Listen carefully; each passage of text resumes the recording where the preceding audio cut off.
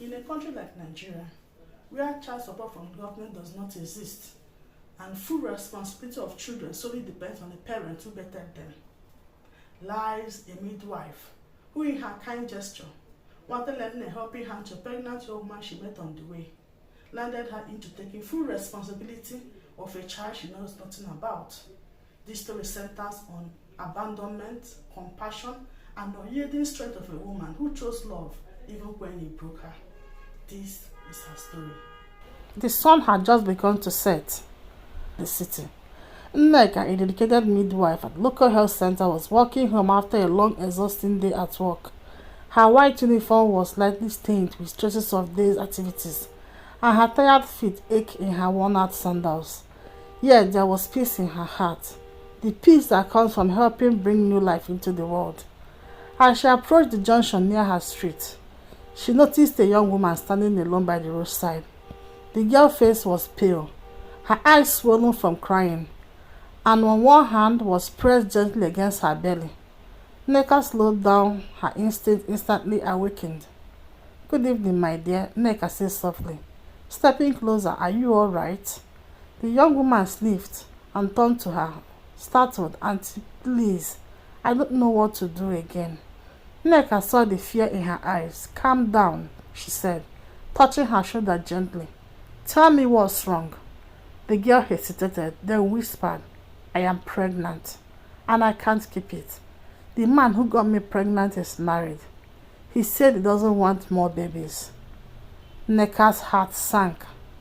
She had heard stories like this before too many times, but something about this girl made her stop and listen closely. "What's your name?" she asked. "My name is Amara," the girl replied, wiping her tears. "I was seeing this man for some time. He promised to take care of me, but once I told him I was pregnant, he said I should get rid of it. He even gave me money for abortion." Nneka looked at her in disbelief. "And what do you want to do?" Amara hesitated, then muttered, "I want to remove it. I don't have the strength to face him or his wife. I can't do this alone." Nneka shook her head firmly. "My dear, please don't do that. That baby inside you might be your biggest blessing one day. Life is hard, yes, but killing that innocent child will not erase your pain. It will only bring you more sorrow." Tears streamed down Amara's face. "But auntie, I don't even have a place of my own. He threw me out of the small flat he rented for me. I have nothing." Nneka sighed deeply. She was a widow with 3 children of her own. Her salary was small, her responsibilities many, yet she couldn't walk away. Compassion tugged at her heart until she found herself saying what she didn't plan to say. "Come with me," she said quietly. "You will not be alone. I will help you until you put to bed. Just promise me one thing. Don't harm that baby." Amara looked at her as if she couldn't believe what she heard. "Auntie, you will help me? A total stranger?" "Yes," Nneka replied, "because once upon a time, someone helped me too." Over the next few months, Amara lived with Nneka and her children in their small 2-bedroom apartment. Life wasn't easy, but there was laughter again in the home. Nneka's children quickly warmed up to Amara, who helped with house chores and cooked for them when Nneka went for her night shifts at the health center. Sometimes Nneka would sit with her in the evening, gently rubbing her swollen belly. "You see," she would say, "that baby is kicking because he wants to live. Children are gifts from God. You might not see it now, but one day you will thank yourself for keeping it." Amara would smile faintly, though doubt still clouded her eyes. "I hope so, auntie. I just don't know what the future holds." "None of us do," Nneka replied, "but faith can move mountains." Months passed, and soon Amara went into labor.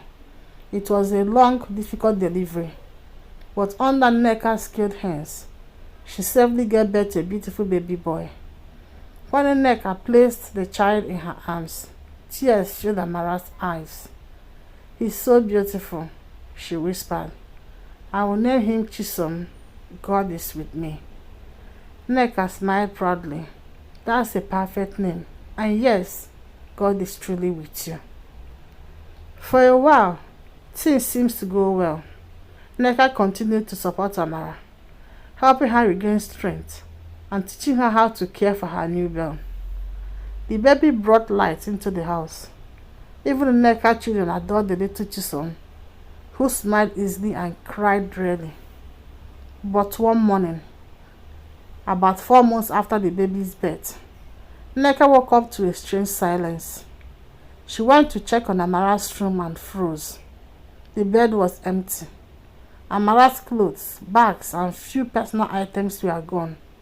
Only the baby lay sleeping in the small crib, wrapped neatly in a blanket.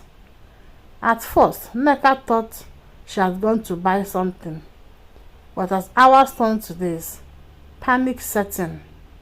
Amara never returned. Nneka reported to the local police station, describing her as a missing person.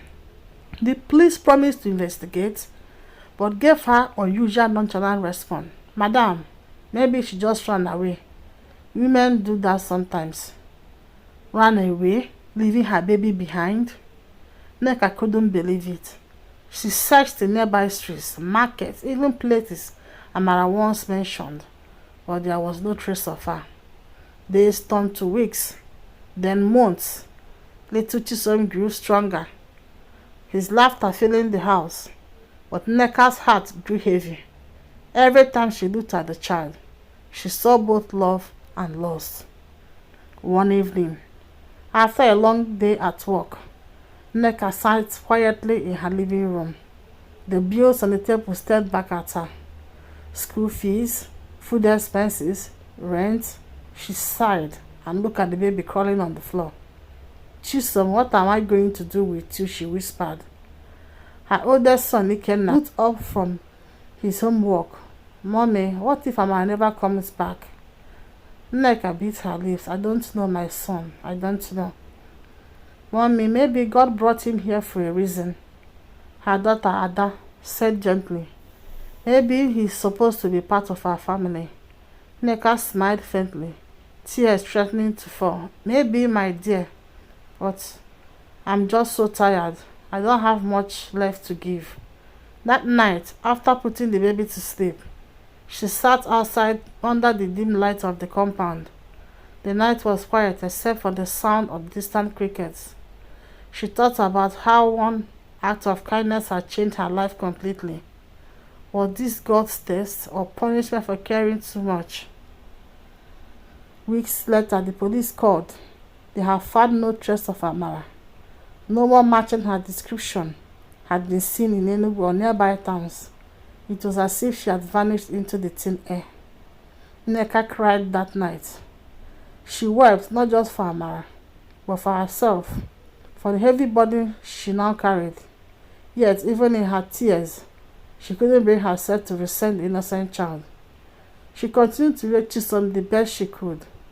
Her neighbor sometimes whispered behind her back, "Did you hear? That midwife is not taking care of another woman's child." Some people don't know how to mind their business. She should have left that girl alone. But Nneka ignored them. She knew she had done what her conscience demanded. As months turned to years, Chisom grew into a cheerful boy. He followed Nneka everywhere, calling her Mama Nneka. Even though he knew she wasn't his mother. Each time he smiled, something in her heart healed a bit. 5 years later, on a humid afternoon, Nneka was preparing lunch when a knock came at her door. She opened it and froze. There stood Amara, thinner, older, but unmistakably her. Her eyes were red with tears. "Auntie Nneka," she whispered, "please forgive me." Nneka's heart raised. "Amara, where have you been all these years?" The young woman fell on her knees. "Auntie, I was scared. I didn't know how to face motherhood. I felt trapped, so I ran away to Lagos. I tried to start new life, but I never found peace. Each day I thought about my baby. I came back to beg for forgiveness. Tears rolled down Nneka's cheeks as she stared at her. Do you know what you did to me? I've raised that boy like my own. I looked for you everywhere. Amara sobbed. I know, auntie. I'm sorry. Please, I just want to see him. Just then, Chisom ran into the room, holding a toy car. When his eyes met Amara's, he stopped. Mama Nneka, who is this? Nneka swallowed hard, then knelt beside him. My son, this is your mother. The boy looked confused, then turned to Amara. She burst into tears, gathering him into her arms. My child, my Chisom. For a moment, Nneka felt both relief and pain washed over her. She knew this reunion would one day come, but she wasn't ready for how much it would hurt. That night, after everyone had gone to bed, Nneka sat quietly in her room. She looked at the photo of her late husband and whispered, I did my best. I couldn't turn her away. I just hope I made the right choice. Amara eventually took Chisom with her, but she never forgot Nneka. Every month she visited, bringing gifts and gratitude. You gave me a second chance. She often say, you believed in me when no one else did. And though Nneka's heart felt quieter now, her heart was full. She had learned that sometimes kindness doesn't come without pain, but it always leaves behind a story worth telling. So the moral of this story is that compassion is not always easy, and doing good can sometimes cost us dearly. But in the end, every act of kindness sows a seed, one that might take years to bloom. But when it does, it reminds us that love, no matter how painful, is never wasted.